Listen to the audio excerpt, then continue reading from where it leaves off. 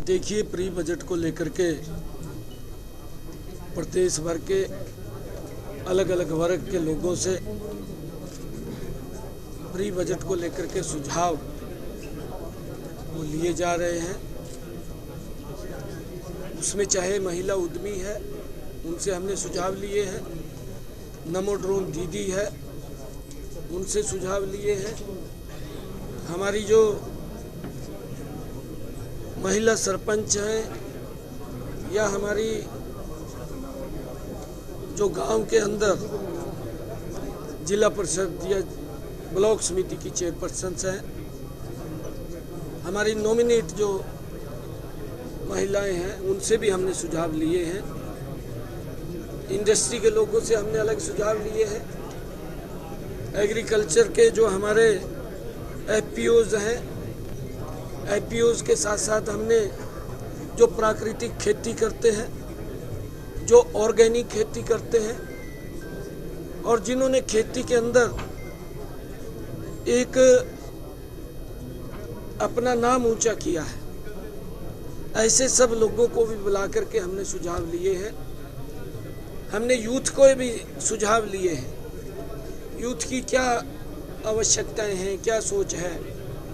हमने स्टार्टअप्स को बुलाया है, स्टार्टअप्स के हमने सुझाव लिए हैं और हमने टेक्सटाइल इंडस्ट्री के सभी इंडस्ट्रियलिस्ट को बुला करके उनके अलग से सुझाव लिए हैं। इसके बाद अब फरीदाबाद के अंदर हमारे चैम्बर ऑफ कॉमर्स और इंडस्ट्री के फरीदाबाद इंडस्ट्री के सभी पदाधिकारी, उन सब से हमने सुझाव लिए हैं। हमने पोर्टल के ऊपर भी इसका पेज बना करके वो लोगों के सुझाव के लिए खोला है। उसके ऊपर भी लगभग 9000 लोगों के हरियाणा प्रदेश के अंदर से सुझाव आए हैं, महत्वपूर्ण सुझाव आ रहे हैं। इन सब को हम बजट में समाहित करेंगे और मुझे पूर्ण विश्वास है कि इन सुझावों से हरियाणा प्रदेश के विकास में, हरियाणा की इंडस्ट्री में और हरियाणा के युवाओं को, हरियाणा के हमारे प्रगतिशील किसानों को, हरियाणा की हमारी महिला उद्यमियों को, हरियाणा की हमारी नमो ड्रोन दीदीज को बड़ा लाभ मिलेगा। और हमारे हरियाणा के जो ये सुझाव आए हैं, इनसे बजट में और हरियाणा विकास की ऊंचाइयों को छुए, उसका एक लाभ हमें मिलेगा।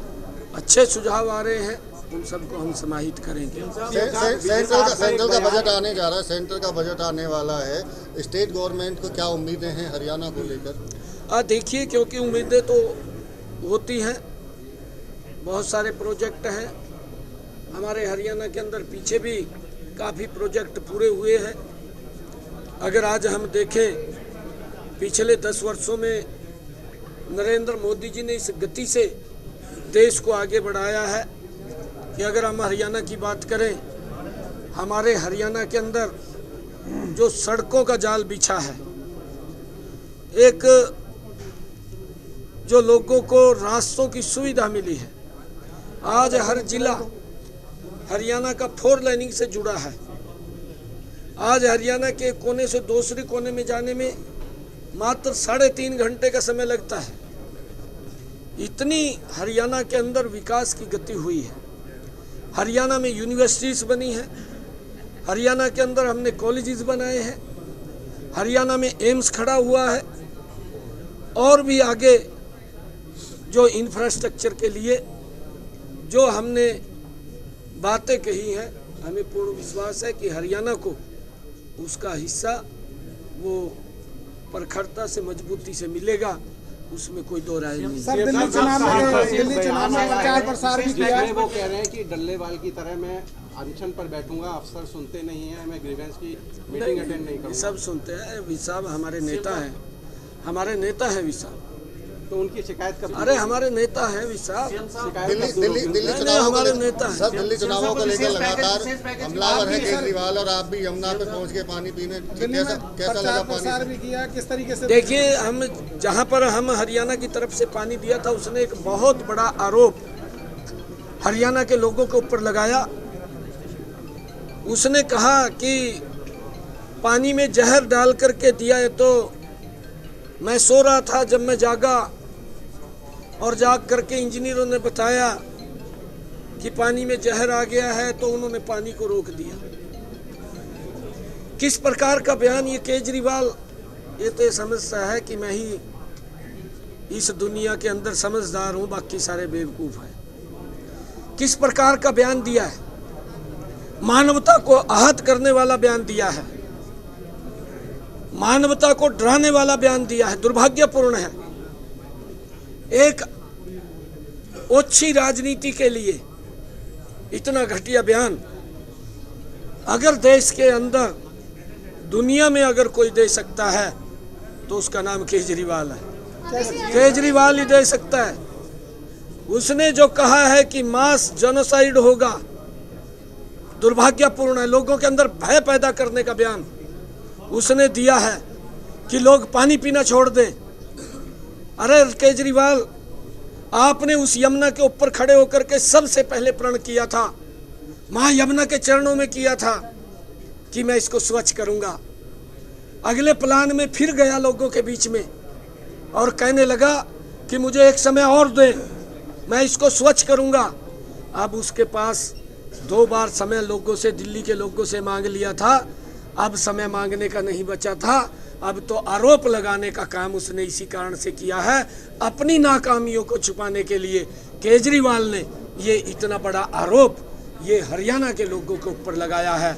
मैं केजरीवाल को, मैंने पीछे भी कहा था, दिल्ली की जनता, ये हरियाणा के लोगों के ऊपर लगाया है। मैं केजरीवाल को, मैंने पीछे भी कहा था, दिल्ली की जनता से माफी मांगे, और उसको तो चुनाव नहीं लड़ना चाहिए था जब वो काम करने में सक्षम नहीं है, क्योंकि झूठे वायदे किए हैं, झूठे वादे करके लोगों को बरगलाने का काम किया है। 5 तारीख को केजरीवाल को दिल्ली की जनता जवाब देने वाली है, सुपड़ा साफ होने वाला है। और अब कभी कहीं किसी मोहल्ले में जाता है, वहाँ जाकर के बोलता है आपका नाला साफ नहीं है, आपका सीवरेज ओवरफ्लो है, आपकी गली के अंदर पानी है, मैं अधिकारियों को क्लास लूँगा। अरे 5 साल तक सोता रहा क्या? 10 साल का समय दिया है। 10 साल के समय में भी केजरीवाल ना नालों की सफाई कर पाया, ना सीवरेज की सफाई कर पाया। जो वायदा दिल्ली के लोगों से किया था कि मैं स्वच्छ जल दूंगा, गंदा पानी के ऊपर 10 सालों में भी उनको मजबूर करने का काम अगर किसी ने किया, वो केजरीवाल ने किया है। और केजरीवाल, हाँ, उसका कारण है, केजरीवाल वोट तो लेता रहा परंतु काम नहीं किया। उस वक्त दिल्ली के लोगों को बताए कि जो एसटीपी था उसको बढ़ाने की बजाय, चलो तने बढ़ाया नहीं है, नरेंद्र मोदी जी ने 8,500 करोड़ रुपया दिया एसटीपी लगाने के लिए। ये व्यवस्था लोकल सरकार के हाथ में होती है कि वो लोकल सरकार उस व्यवस्था को ठीक करे, ये उसकी जिम्मेवारी है। 10 साल उसको हुए हैं, 10 सालों के अंदर भी उसने एसटीपी तो लगाने की तो दूर की बात, उसकी सफाई तक नहीं की। जो पौंड थे उनकी भी सफाई नहीं की, लोगों को गंदा पानी पीने के ऊपर मजबूर किया और लोग तो गंदा पानी पी रहे हैं। केजरीवाल ने अपने शीश महल के आगे 15 करोड़ रुपए की लागत से एसटीपी लगा लिया, अपने आप तो स्वच्छ पानी पी रहा है, दिल्ली के लोगों को गंदा पानी पीने के ऊपर मजबूर कर रहा है। ये दिल्ली में प्रचार कर रहे हैं, कितनी सीटें आने की उम्मीद है? क्या इसके खिलाफ कोई कानूनी कार्रवाई भी की जाएगी? जिस तरीके का बयान, देखिए, जिस प्रकार का इसने बयान दिया, जो कानून काम करेगा वो करेगा, कानून काम करेगा इसके खिलाफ। ऐसा नहीं है लोगों को डराने का, लोगों के अंदर भय पैदा करने का कि मास जेनोसाइड हो जाएगा। अरे तू कहां से ये सोच लेकर के आया है? दिल्ली में बीजेपी कितनी सीटें? भारतीय जनता पार्टी की सरकार बहुत बड़े मैंडेट के साथ दिल्ली में बन रही है। दिल्ली के लोगों ने मन बना लिया है कि अब इसको झाड़ू से साफ करेंगे, इसने गंद फैला रखा है। हरियाणा के लोगों पे जिस तरह आरोप लगाए